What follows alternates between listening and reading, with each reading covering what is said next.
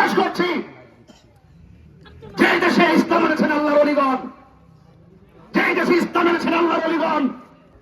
আমি আজকে প্রচারণায় গিয়েছি, আমার কলিজাটা ফেটে গেছে। কারা, কি ব্যাপার? আর একটা মেহমানকে আব্দাইফু মুদিফুর রহমান, মেহমান তো আল্লাহর মেজবান। আর এই দেশের নাগরিক হিসাবে আমার তো অধিকার আছে, আমার অধিকার কেড়ে নেওয়ার জন্য আপনি চলে এসেছেন।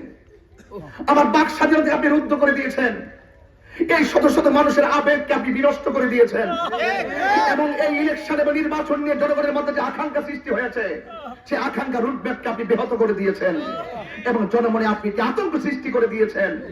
তাহলে তো আমি আমার হৃদয় থেকে অনেক ব্যথা পেয়েছি, আমার ছেলেগুলো অনেক কষ্ট পেয়েছে। 3 দিন পর্যন্ত আর ঘুম নাই। তাহির হুজুর আসবে, কোথায় কোথায় প্রোগ্রাম করবে, এই প্রোগ্রামগুলো প্ল্যান করে করে দেওয়া। আজকে অনেক মেহমান দূর থেকে আসছিলেন যে আমাদের সংযোগে অংশগ্রহণ করার জন্য। যখন তারা ভিতরে ঢুকলেন, ঢুকার পরে বলতেছে যে ভাই আপনি কোথায় নির্বাচন করতে আসছেন, আপনি নির্বাচন করবেন আর আপনি তাদের বাড়িতে যাবেন, তারা আপনাকে বাধা দিলে এমন একটা অবস্থা মনে হয় যেন তার রক্ত, মানে মনে হয় যেন জীবন শেষ করে ফেলবে। আজকে দূরের মানুষগুলো আজকে এলাকা সম্পর্কে কি মেসেজটা পাইলে বলেন? এই দূর থেকে যে মানুষগুলো আসছে, আপনার গ্রামের ইজ্জত আপনি কতটুকু রক্ষা করতে পারলেন? নেতার কারণে সমাজের ভারসাম্য নষ্ট হয়, যে নেতার কারণে সমাজের সম্মান বিনষ্ট হয়, এটা কি উচিত হতে পারে ভাই? প্লিজ প্লিজ ভাই, আমি অনুরোধ করে বলি, ব্যবহার বংশের পরিচয়। আপনারা মানুষ যারা প্রশ্ন তুলেছেন আমি কি করেছি, আপনাদের কাছে শুধু একটা অনুরোধ করব, একটা বারের মতন সংসদে আমার পাঠিয়ে দেখেন। আমার ভিতরে সুরারঘাট মাধবপুর সৈয়দ নাসিরুদ্দিন শিপাশালের এই পবিত্র ভূমিতে আমি যে স্বপ্ন অঙ্কন করেছি, একটা বার আমাকে বানিয়ে দেখুন। ইনশাআল্লাহ যারা বলেছেন আমি কি উন্নয়ন করেছি, এমন কিছু উন্নয়ন করে দিয়ে যাব, এমন পরিবর্তন করে দিয়ে যাব, আপনারাই যেন বলেন যে তাহির হুজুর এমন উন্নয়ন করেছে, আমাদের স্থানীয় কেউ এত উন্নয়ন করতে পারে। কোথায় বাস করছি, যে দেশে ইসলাম এনেছেন আল্লাহর ওলিগণ, যে দেশে ইসলাম এনেছেন আল্লাহর ওলিগণ। যারা ইসলাম না আনলে আমরা ইসলাম পেতাম না। আজকে সে ওলি আল্লাহর মাজার বাবা শাহপরান, শাহজালালের বাগিনা, সেই শাহপরান যেমনই রহমাতুল্লাহের মাজার ভাঙ্গার জন্য গিয়েছেন। কেন গিয়েছেন?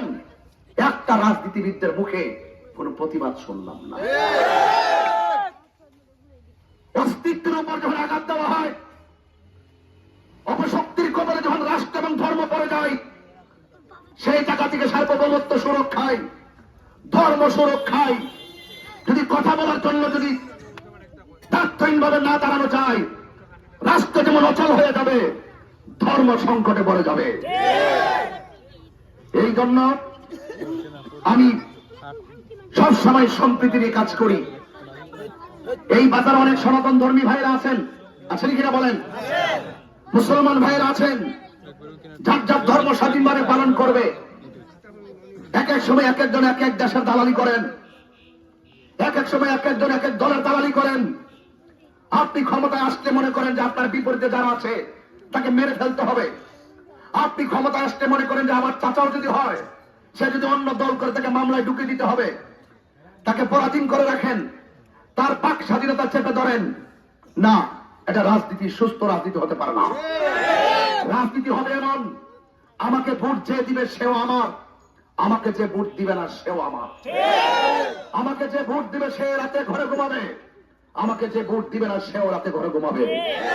যেই রাজনীতি পার্শ্ববর্তী প্রতিবেশীর ঘুম কেড়ে নেই, যেই রাজনীতি মানুষের পার্শ্ববর্তী মানুষের রক্ত কেড়ে নেই, এটা রাজনীতি হতে পারে না। এটা রাজনীতির নামে হলো ভণ্ডামি। কথা বলেন ঠিক কিনা? আমার ভাইয়েরা, আপনাদের খেদমতে আরজ করতে চাই, একমাত্র সার্বভৌমত্ব সুরক্ষায়, ধর্ম রক্ষায় আজ আমি রাজনীতির মধ্যে পদার্পণ করেছি। আমি আপনাদেরকে অনুরোধ করে বলবো, কাহারও বাক স্বাধীনতা আঘাত করবেন না।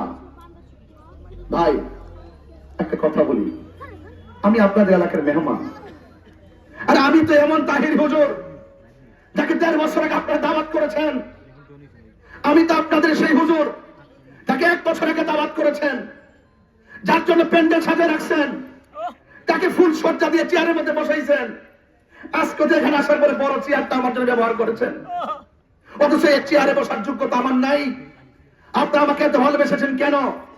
একমাত্র আমি ইসলাম ধর্মের পক্ষে কথা বলি, একমাত্র আমি শান্তির পক্ষে কথা বলি, একমাত্র সুন্নতের পক্ষে কথা বলি, একমাত্র দেশের পক্ষে কথা বলি, একমাত্র সম্প্রীতির পক্ষে কথা বলি। কিন্তু আমি যখন দেখি যেই মানুষগুলো অনেক সময় অনেক কষ্ট দেয়। আমি মেহমান, আমি আজকে প্রচারণায় গিয়েছি, আমার কলিজাটা ফেটে গেছে। কারা, কি ব্যাপার? আর একটা মেহমান আদাইফু মুদিফুর রহমান, মেহমান তো আল্লাহর মেজবান। আর এই দেশের নাগরিক হিসাবে আমার অধিকার আছে, আমার অধিকার কেড়ে নেওয়ার জন্য আপনি চলে এসেছেন। আমার বাক স্বাধীনতা আপনি রুদ্ধ করে দিয়েছেন, এই শত শত মানুষের আবেগকে আপনি বিনষ্ট করে দিয়েছেন, এবং এই ইলেকশন এবং নির্বাচন নিয়ে জনগণের মধ্যে যে আকাঙ্ক্ষা সৃষ্টি হয়েছে সেই আকাঙ্ক্ষা রুটম্যাপকে আপনি ব্যাহত করে দিয়েছেন, এবং জনমনে আপনি কি আতঙ্ক সৃষ্টি করে দিয়েছেন।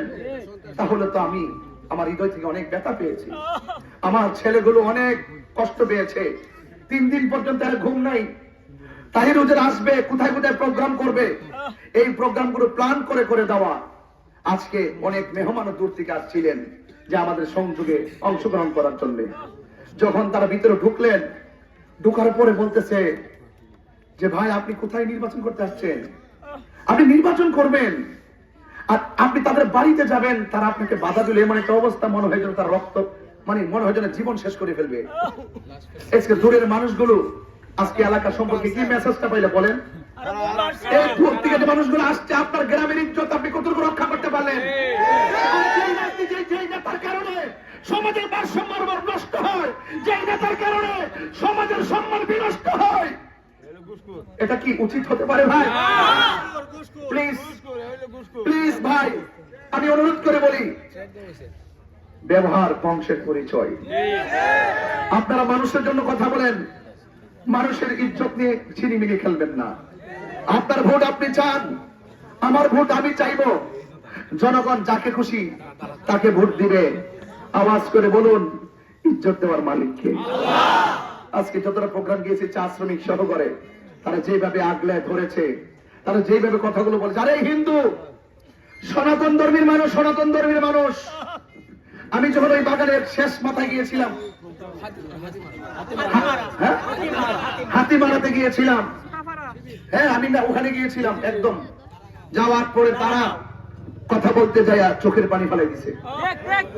আমি আশ্চর্য হয়ে গেলাম, কাঁদে কেন? আমি তারা জড়াইয়া ধরলাম।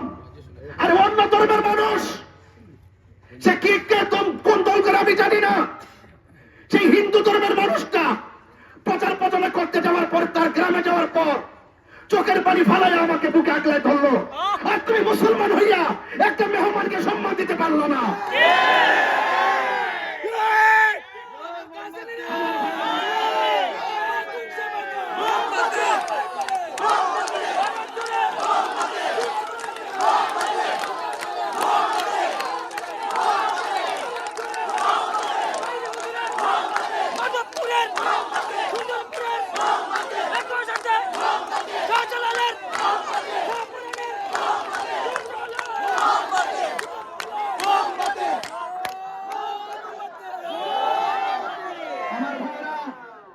আমার ভাইরা, আমার কোনো হিংসা নিয়ে বলছি না, আমি যা বাস্তব তা বলছি। রাজনীতিতে যদি বাস্তবতার অভিজ্ঞতা না থাকে, এই রাজনীতি বিপদ ডেকে আনে। এই জন্য আমি এখনো অভিযোগ করি না, আমি শুধুমাত্র আফসোস করতেছি। আমি আফসোস করতেছি কোন দেশে বাস করি, কোন দেশে আমি বাস করি। এই জন্য আমার সুন্দরপুরবাসী, আপনারা যারা সুশীল সমাজের ভাইরা আছেন, আমার বাবারা যারা আছেন, এই বিষয়গুলো একটু নজরে রাখবেন। আমি আশা করি এখানে দাঁড়িয়েছি, আগামী বছর আমি থাকবো কিনা আমি জানি না। প্রত্যেকটা মানুষ আমার ওয়াজ শুনে কাঁদে, বাড়িতে মা বোনরা কাঁদে, মায়ের কথা বললে কাঁদে, কবরের কথা বললে কাঁদে। অনেক সনাতন ধর্মের মানুষের আফসোস করে। আরে ওই দিন 5-7টা সনাতন ধর্মের মানুষ বসে বসে বলছে, হুজুর আপনি যখন মায়ের ওয়াজ করেন অনেক ভালো লাগে।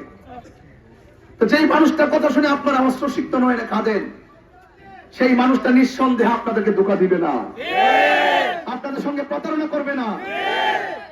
আল্লাহ যদি আমাকে সহায় করে, আপনাদের আমানত ভোট দিয়ে যদি আমাকে বিজয়ী করতে পারেন, আমি কথা দিয়ে যাচ্ছি, রাষ্ট্রের বাজেটে যেই টাকা আপনাদের জন্য বরাদ্দ করা হবে, 1 টাকা আমার পকেটে ঢুকবে না।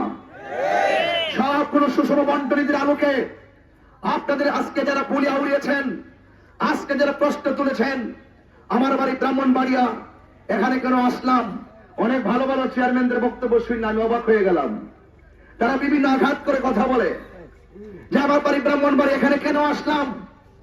এখানে আসছি আমার সাংবিধানিক অধিকারের বলে, এখানে এসেছি চুনারঘাট মাধবপুরে ভালোবাসার বলে, এখানে এসেছি আমি সত্য প্রতিষ্ঠার লক্ষ্যে। এই জন্য আমি অনুরোধ করে বলবো, যারা বলেন তাহিরি সাহেব চুনারঘাটের জন্য কি করেছেন, এই প্রশ্ন তুলে সাধারণ মানুষকে বিভ্রান্ত করে। আরে কি করেছি মানে কি? আমি দীর্ঘ 22 বছর ওয়াজ করে নৈতিক চরিত্রের উন্নয়ন করেছি। কথা বলে ঠিক কিনা বলেন? আর আমি যেহেতু রাজনীতিতে আগে ছিলাম না, সংসদ সদস্য ছিলাম না, আমি কি চাইলে কি আপনার উন্নতি করতে পারবো? আমার যতটুকু তৌফিক আছে সেই অনুযায়ী আমি করে যাচ্ছি। যদি রাষ্ট্রের পক্ষ থেকে যদি সংসদ সদস্য হতে পারি, হওয়ার পরে যদি না করি, যেমন আজকে গেলাম, সব চা শ্রমিকরা বলতেছে যারা এমপি মন্ত্রী হওয়ার জন্য আসছে, আমাদেরকে বড় বড় আশ্বাস দিয়েছে, 23 বছর পর্যন্ত রাস্তা মাটি, এখনো মাটি। এখন আমি যদি আল্লাহ যদি আমাকে কবুল করে, আমি যদি তাদের পরিবর্তন না করি, তাইলে আপনি আমাকে বলতে পারবেন আমি কি উন্নয়ন করেছি। সুন্দরবন বাজারের থেকে বলে দিয়ে যাই, খোলা আকাশের নিচে হাজারো মানুষের সামনে আমি আপনাদেরকে বলতে চাই, যারা প্রশ্ন তুলেছেন আমি কি করেছি, আপনাদের কাছে শুধু একটা অনুরোধ করব, একটা বারের মতন সংসদে আমার পাঠিয়ে দেখেন। আমার ভিতরে চুনারঘাট মাধবপুর সৈয়দ নাসিরুদ্দিন শিল্পশালার এই পবিত্র ভূমিতে আমি যে স্বপ্ন অঙ্কন করেছি, একটা বার আমাকে বানিয়ে দেখুন। ইনশাআল্লাহ যারা বলেছেন আমি কি উন্নয়ন করেছি, এমন কিছু উন্নয়ন করে দিয়ে যাব, এমন পরিবর্তন করে দিয়ে যাব, আপনারাই যেন বলেন যে তাহিরি হুজুর এমন উন্নয়ন করেছে, আমাদের স্থানীয় কেউ এত উন্নয়ন করতে পারে।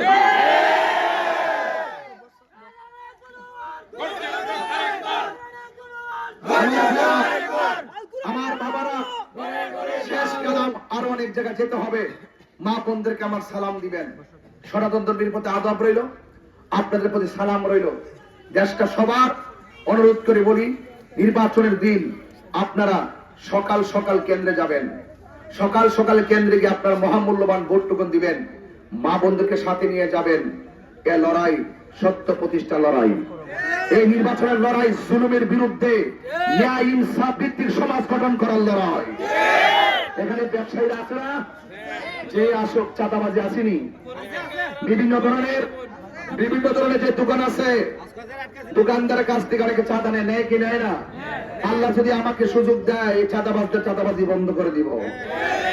আর পাশাপাশি আমার মুম্মাদের সমর্থনকারীদেরকে, কর্মীদেরকে, অনেকে যখন তারা মোমবাতির ভোট চাইতে যায়, লিফলেট বিতরণ করতে যায়, ব্যানার লাগাতে যায় এবং কোন ধরনের ফেস্টুন লাগাতে যায়, এগুলো ছিঁড়ে ফেলে তাদের প্রচারণায় বাধা দিচ্ছে এবং তাদেরকে হামলার ভয় দিচ্ছে, মামলার ভয় দেখানো হয়েছে। আপনাদেরকে বলবো, আমার পূর্বে আমাদের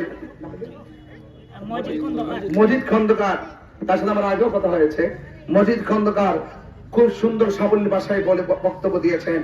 আমি শুধু আপনাদেরকে বলতে চাই, যদি কেউ কোনো হুমকি দেয়, কেউ মামলার হুমকি দেয়, কেউ সরাসরি হুমকি দেয়, তাদের মোবাইল নাম্বার রাখবেন, তাদেরকে ভিডিও করে রাখবেন এবং আমরা ইনশাআল্লাহ এটা আমরা নির্বাচন কমিশন প্রশাসনের মাধ্যমে জবাব তো দিবই, এরপরে একটি আধ্যাত্মিক জবাব দিয়ে দিব ব্যালটে ভোটের মাধ্যমে।